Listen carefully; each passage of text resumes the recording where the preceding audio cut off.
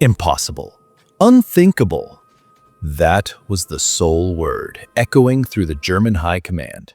On December 19, 1944, American General George S. Patton had just declared his intention to pull 3 full divisions out of current combat, swing them 90 degrees north, drive them through the harshest winter in recent memory, and launch an attack on the southern side of Germany's Ardennes offensive, all within 48 hours.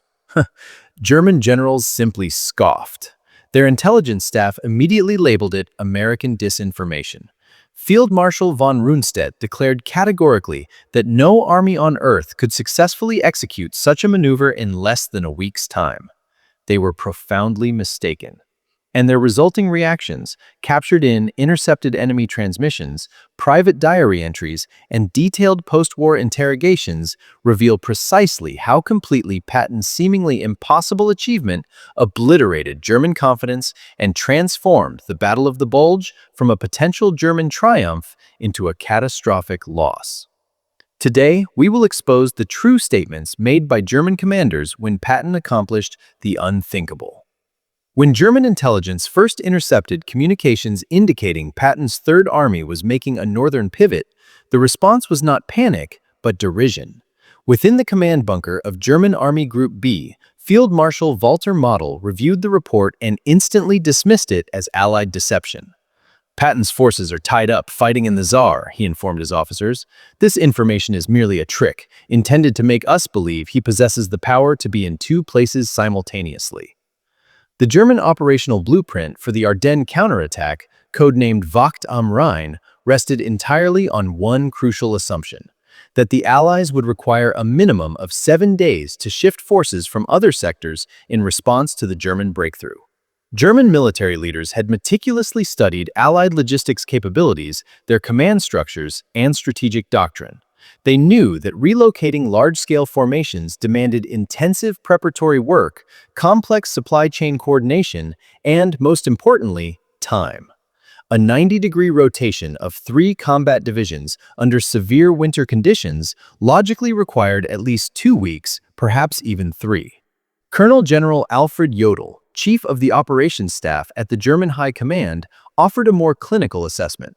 His diary entry for December 19th stated, "American radio traffic suggests Patton's Third Army will assault our southern flank inside 48 hours. This must be either a brilliant stroke of psychological warfare meant to deter our advance, or American leadership has completely lost touch with operational reality. No military force in history has ever completed such a rapid maneuver under such demanding circumstances in that span of time."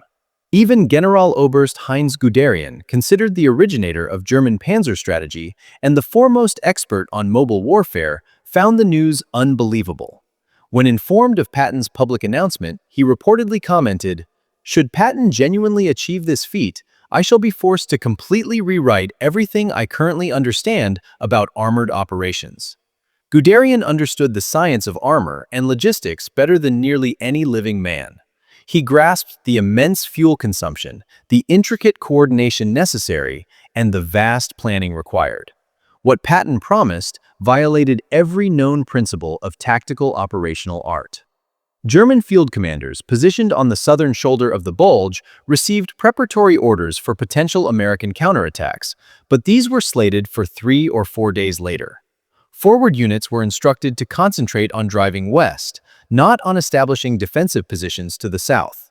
The German 7th Army, responsible for defending the southern sector, was allocated minimal reserve forces because the High Command refused to believe a significant threat could materialize so swiftly. This collective disbelief became Germany's first fatal error. By the moment they realized Patton's promise was real, it was already too late to fundamentally alter their operational focus. December 21, 1944, German certainty began to crack. Reconnaissance teams reported enormous movements of American troops heading directly north from the Saar region. Not just small probing units, but entire divisions, complete with their support equipment and supply trains. Radio intercepts confirmed, Third Army units were disengaging from battle and repositioning.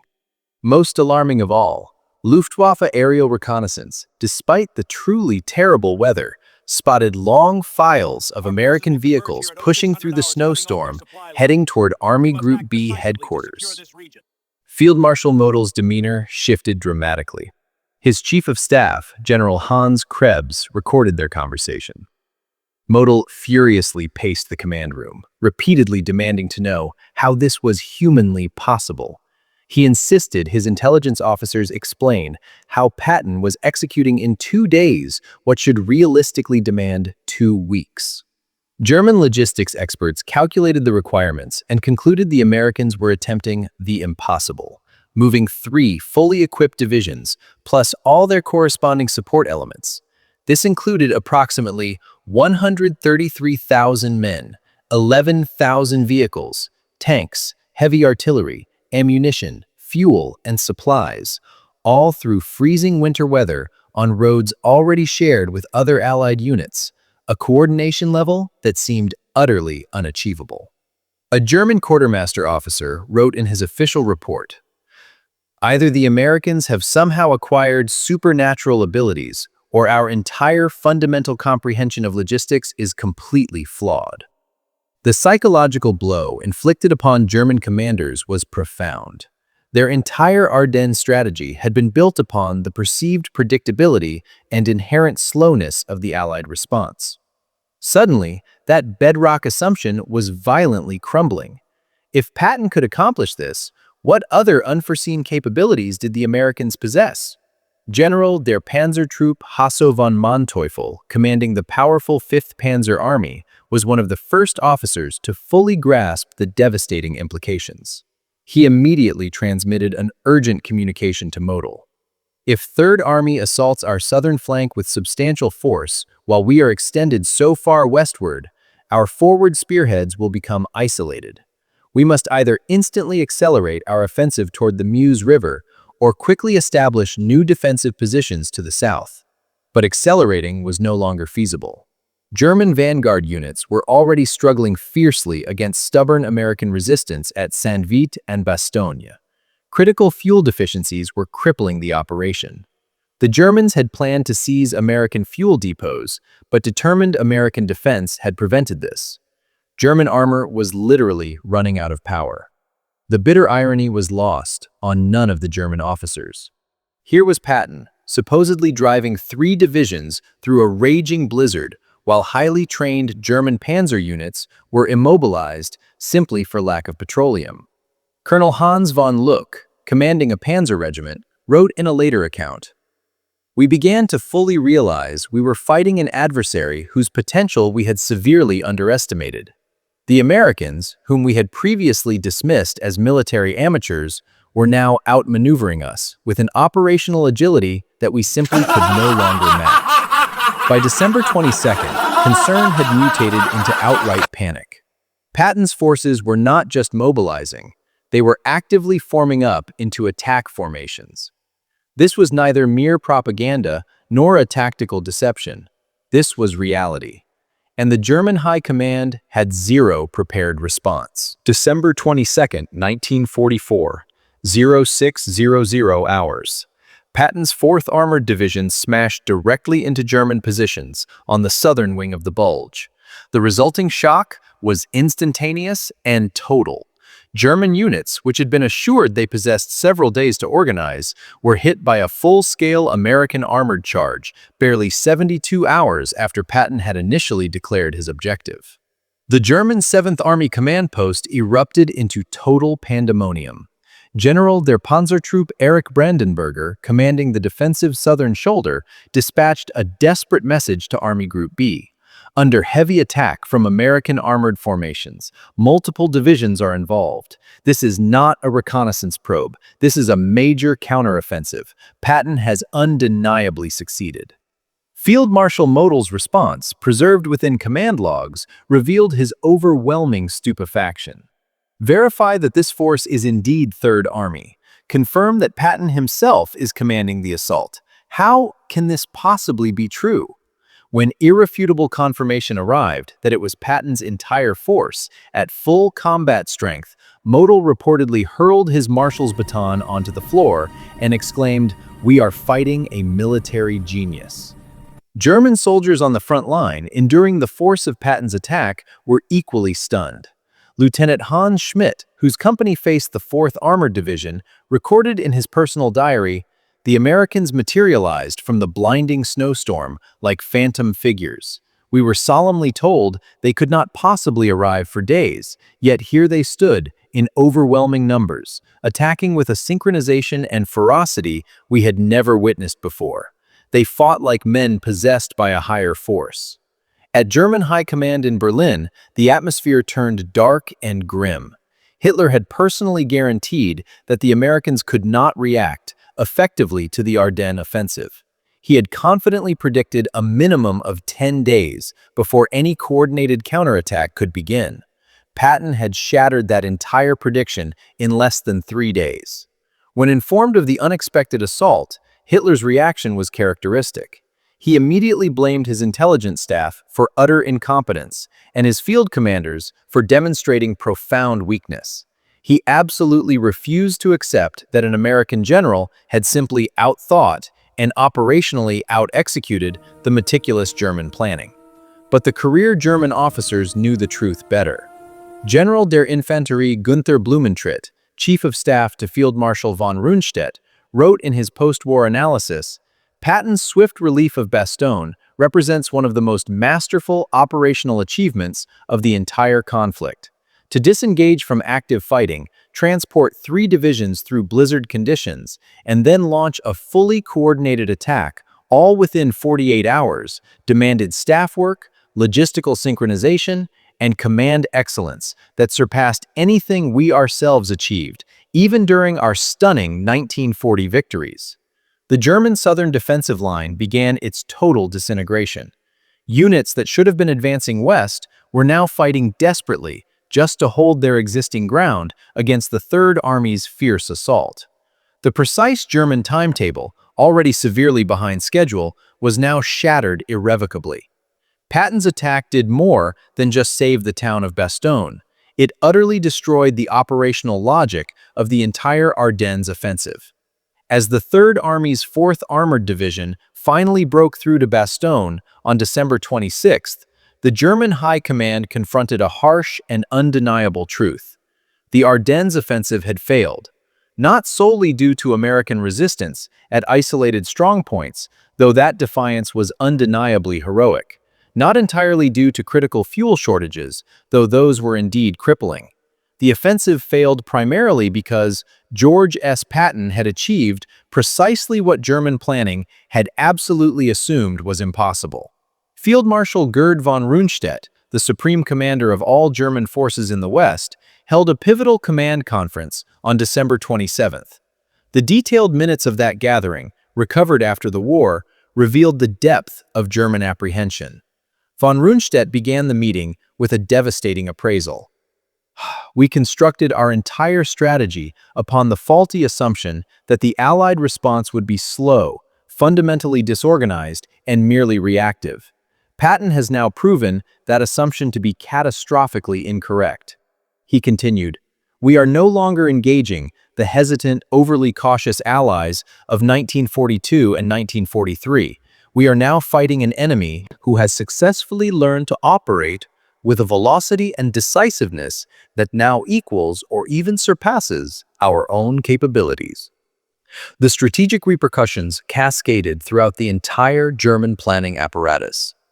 If the Americans possessed the ability to shift 3 divisions 90 degrees in just 48 hours, then German operational secrecy was essentially meaningless.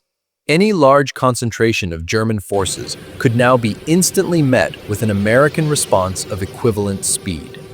The entire foundational concept of surprise offensive operations, the very core of German tactical doctrine, was now rendered obsolete against an enemy demonstrating such unprecedented operational flexibility.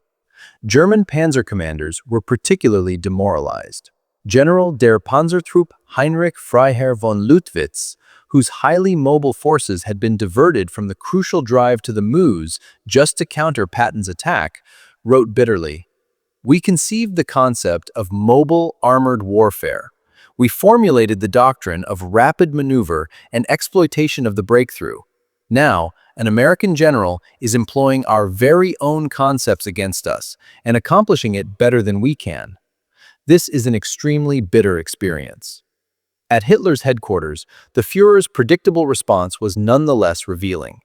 He vehemently demanded that the offensive must continue, that more precious resources must be committed, that sheer determination alone would somehow overcome operational reality.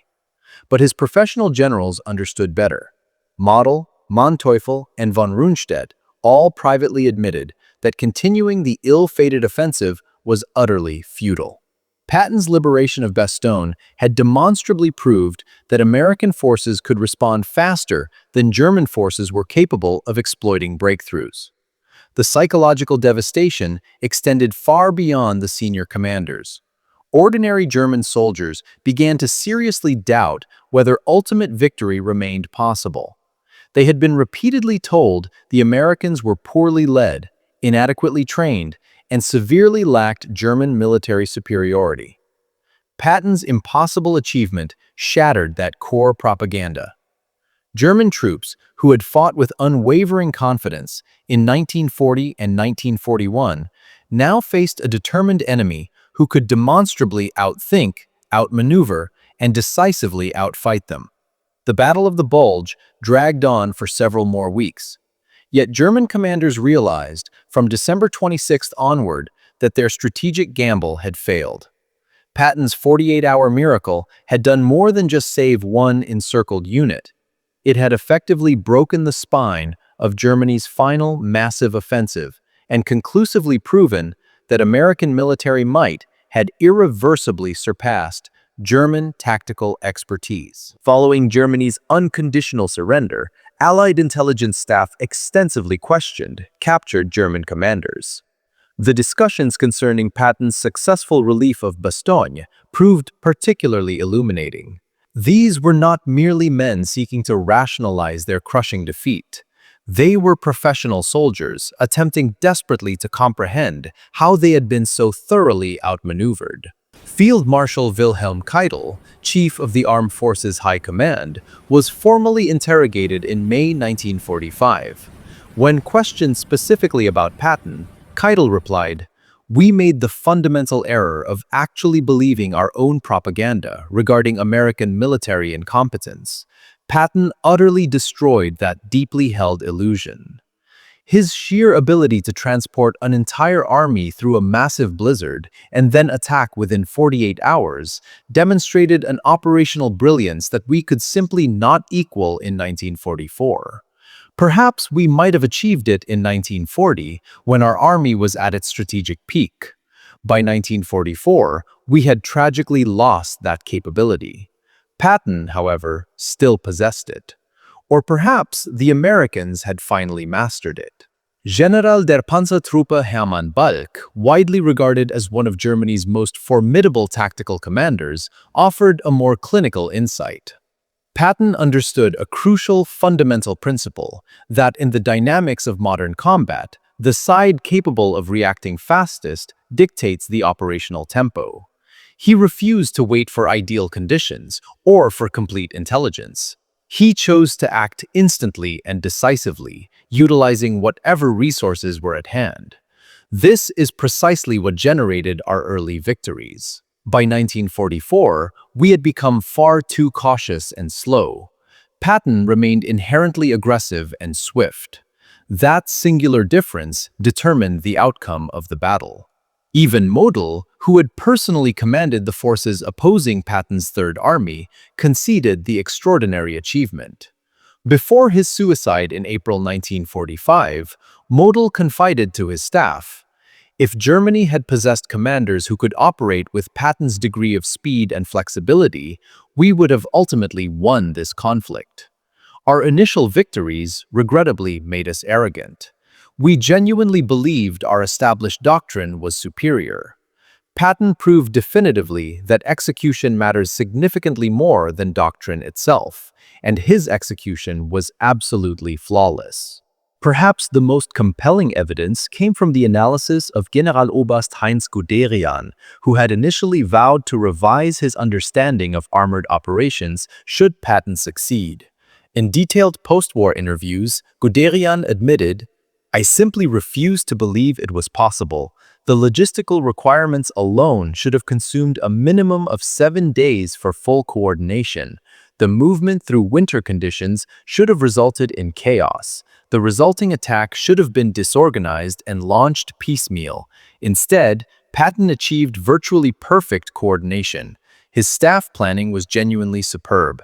His subordinate commanders executed flawlessly. His logistical officers performed actual miracles. This was not blind fortune. This was operational supremacy demonstrated at every single level of command." German military historians, writing in the decades after the cessation of hostilities, maintained an equal respect. General der Infanterie Hans Speidel, who had served as Rommel's chief of staff, wrote in his published memoir, "The relief of Bastogne stands forever as one of the finest examples of operational art in all of military history. Students at every serious war college should diligently study not merely what Patton achieved, but the precise manner in which his entire army executed their mission so perfectly under such impossible duress." The final German verdict on General Patton came from an unexpected source: ordinary German soldiers in prisoner of war camps after the conflict. Captured Germans frequently cited the Third Army's relief of Bastogne as the exact moment they truly realized Germany was destined to lose the war. One former panzer commander stated, "When Patton swiftly turned his army in the heart of a blizzard and attacked within 2 days, we instantly knew we were defeated. Not just defeated in that specific engagement, but comprehensively defeated in the entire war. We simply no longer possessed the quality of leadership or the capability of execution required to effectively compete with such an enemy." The German High Command had learned too late what Patton's own troops already knew. Old Blood and Guts was far more than just a flamboyant general with showy, ivory-handled revolvers. He was an operational master capable of accomplishing what everyone else considered utterly impossible. If this deep dive into the German High Command's stunned reaction to Patton's impossible feat captivated your attention, then you must subscribe to this channel immediately. We are committed to bringing you the untold chronicles from both sides of history's most epic conflicts. The genuine reality concealed behind the well-known legends, the unheard voices, and the perspectives that fundamentally change everything you thought you knew about World War II. Click that notification bell so you never miss our upcoming video. We have scheduled incredible new content covering other shocking moments that stunned military commanders, pivotal battles that altered history, and the hidden truths behind other famous operations. Leave a comment below telling us what specific aspect of the Battle of the Bulge you want our next video to explore. The German experience during Bastogne's defense, the heroic American soldiers who successfully held the line, or the critical intelligence failures that enabled the surprise attack. Your brilliant suggestions directly shape our future content. And if you truly enjoyed this video, please hit that like button and share it with anyone who appreciates genuine military history narrated from perspectives you won't easily discover in standard textbooks. Thanks for watching today, and always remember, sometimes what appears impossible is simply something no one has ever possessed the audacity to attempt. See you next time.